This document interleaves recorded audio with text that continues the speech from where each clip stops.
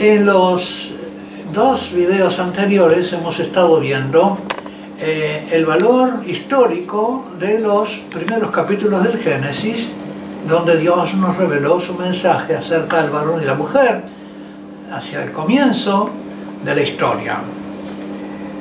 Como les adelantaba en los videitos anteriores, el mito ha sido en la historia de las religiones humanas un producto proveniente en gran proporción de la ignorancia humana que buscaba revelación acerca del origen. No podían llegar allí. Y hemos visto que Dios ha tomado ese producto del deseo de saber y se ha valido de él para revelar lo que el hombre aspiraba siempre a saber sin lograrlo. Eso nos lo ha hecho comprender Juan Pablo II en su catequesis sobre el Génesis, citando largamente a Paul Ricoeur. Ha tomado ese producto del deseo de saber y se ha valido de él para revelar lo que el hombre aspiraba siempre a saber sin lograrlo. Y en su misericordia se ha valido de un género nacido de la ignorancia, como es el mito, pero para transmitirnos, para revelarnos lo que él solo podía revelar a los hombres ignorantes y a lo que nunca podemos llegar a saber, porque ¿qué es el principio de la raza humana?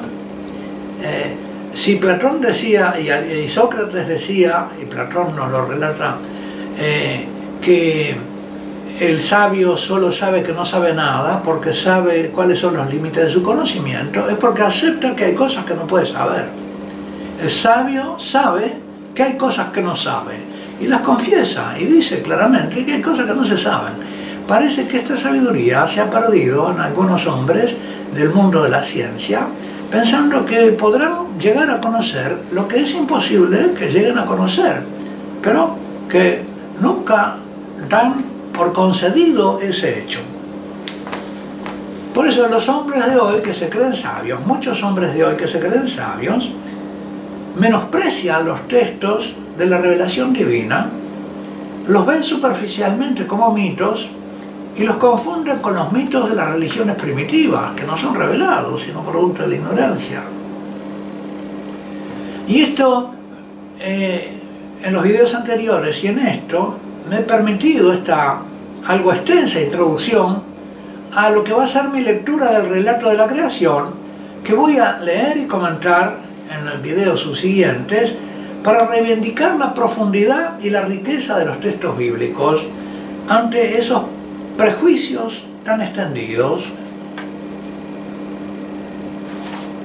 Muchos los minusvaloran como si fueran cuentos para niños que pueden contarle al catequista, al hijo, pero que no tienen nada serio para enseñar a los adultos y menos a los que tienen cultura universitaria. Así que retornamos ahora a la actualidad del mensaje del Papa Benedicto XVI, que reivindica ante la razón irracional, la razón que no admite sus límites, porque la razón que no admite sus límites es irracional, que reivindica ante la razón irracional la necesidad que tiene la verdadera razón, la razón sabia, para ser racional, de abrirse a los conocimientos que le ofrece la revelación. Y esto lo dijo Benedicto XVI en Ratisbona, en el Parlamento alemán, en el Colegio de los Bernardinos y en muchas otras ocasiones, y lo abrevió así para los periodistas en el avión que lo llevaba a Portugal en mayo de 2010.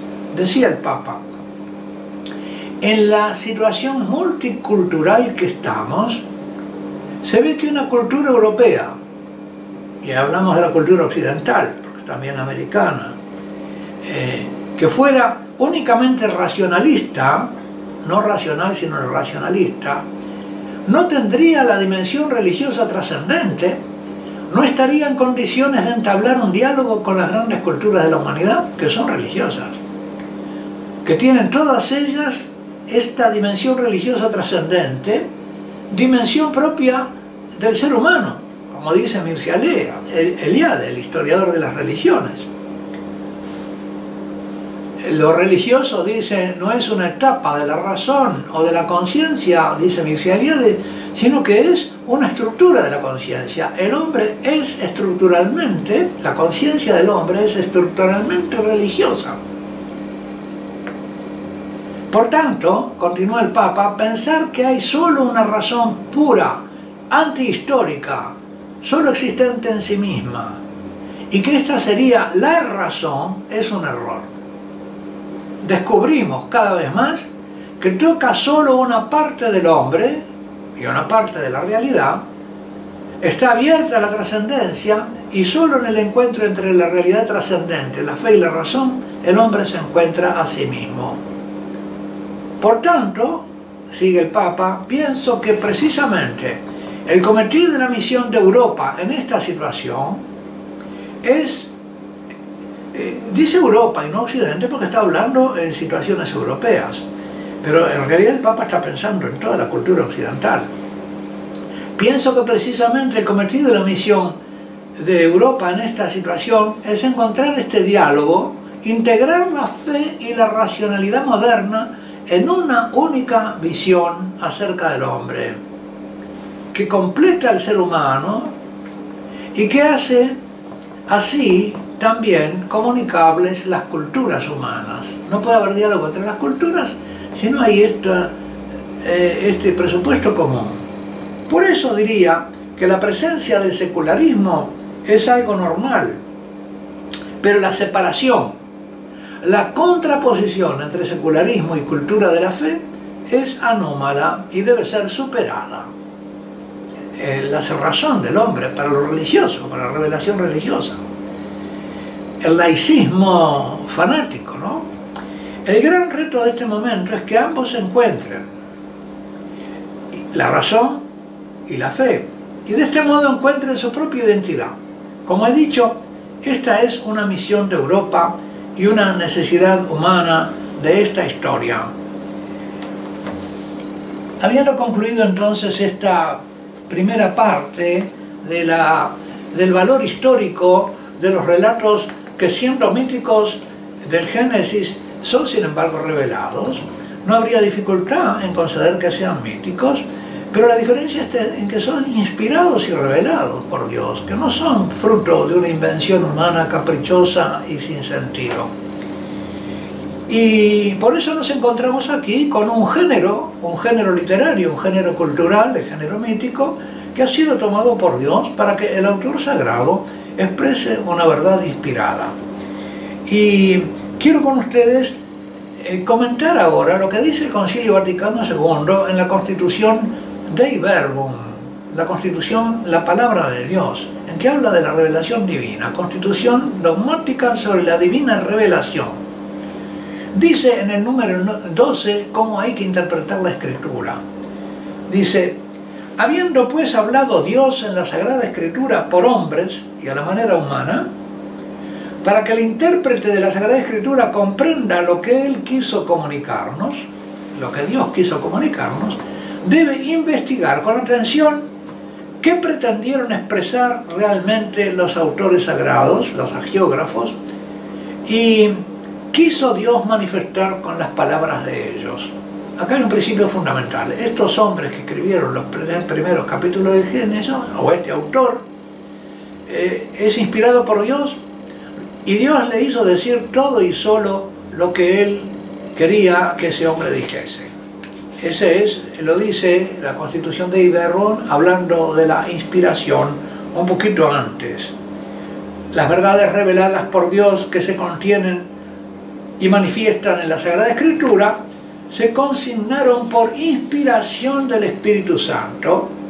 Dios eligió a hombres que utilizó usando de sus propias facultades y medios, de forma que obrando Dios en ellos y por ellos, escribieron como verdaderos autores todo y solo lo que Él quería. No agregaron nada suyo, ni quitaron nada de lo que Dios quería. De modo que estos primeros 3 capítulos del Génesis han sido escritos por un autor que nosotros no conocemos su nombre, un autor anónimo o nombre, pero que recibió de Dios el mensaje que tenía que transmitir Y para conocer entonces lo que ese hombre quiso decirnos, debemos investigar con atención qué quiso expresar realmente ese escritor sagrado para poder saber lo que Dios nos quiso comunicar. Y sigue la Constitución dogmática diciendo, para descubrir la intención de los autores sagrados, autores inspirados, entre otras cosas, hay que atender a los géneros literarios. Nosotros hemos atendido a este género literario mítico, pero inspirado. Puesto que la verdad se propone y se expresa ya de maneras diversas en los textos de diversos géneros, históricos, proféticos, poéticos o en otras formas de hablar. Y por lo tanto nosotros ponemos este texto que pertenece propiamente al género histórico, al género mítico, es un género histórico. Lo ponemos entre los libros históricos. Alguien podrá decir que es un mito, sí, pero es un mito con valor histórico revelado por Dios. Y para descubrir la intención de los autores sagrados, entre otras cosas, hay que atender a esos géneros literarios, puesto que la verdad se propone y se expresa ya de manera diversa en esos textos diversos, y aquí estamos ante un género histórico. Conviene además que el intérprete, que interpreta la escritura, investigue el sentido que intentó expresar y expresó el autor sagrado en cada circunstancia, según la condición de su tiempo y de su cultura. Y bueno, en su tiempo y su cultura este autor sagrado estaba entre culturas que hablaban este género místico y la gente entendía perfectamente el sentido de los símbolos y su alcance, según los géneros literarios usados en su época, que eran los comunes de las culturas vecinas. Ya que para entender rectamente lo que el autor sagrado quiso afirmar en sus escritos, hay que atender cuidadosamente tanto a las formas nativas usadas de pensar, como nos ha dicho Pío XII, ¿no? Ha usado narraciones históricas o narraciones imaginarias o simbólicas, de narrar vigentes en los tiempos del agiógrafo, como a las que en aquella época solían usarse en el trato mutuo de los hombres, en ese tiempo eran comunes. Quiero aquí, para terminar, recordarles lo que Pío XII decía acerca del valor histórico de los primeros capítulos del Génesis. Él dice, si los antiguos agiógrafos, es decir, autores sagrados, tomaron algo de las tradiciones populares, lo cual puede ciertamente concederse, nunca de olvidarse que ellos obraron así, ayudados por la divina inspiración, la cual los hacía inmunes de todo error al elegir y juzgar aquellos documentos. Pueden haber tomado algunos documentos, pero pueden haber también recibido de Dios este relato histórico-mítico, apropiado a la mentalidad de la cultura de los hombres de la época. Por lo tanto, continúa Pío XII en la Humani Generis, las narraciones populares incluidas en la Sagrada Escritura en modo alguno pueden compararse con las mitologías u otras narraciones semejantes, las cuales más bien proceden de una encendida imaginación que de aquel amor a la verdad y a la sencillez que tanto resplandece en los libros sagrados, aún en los tiempos del Antiguo Testamento, hasta el punto de que nuestros autores sagrados deben ser tenidos en este punto como claramente superiores a los escritos profanos. Estamos pues ante un género mítico, pero que tiene un valor histórico por ser inspirado por Dios, que pertenece al estilo en que en ese tiempo solían las culturas inclinarse sobre el misterio del comienzo de la humanidad, del comienzo de los hombres y del comienzo de la historia. Que Dios Todopoderoso los bendiga, el Padre, el Hijo y el Espíritu Santo. Amén.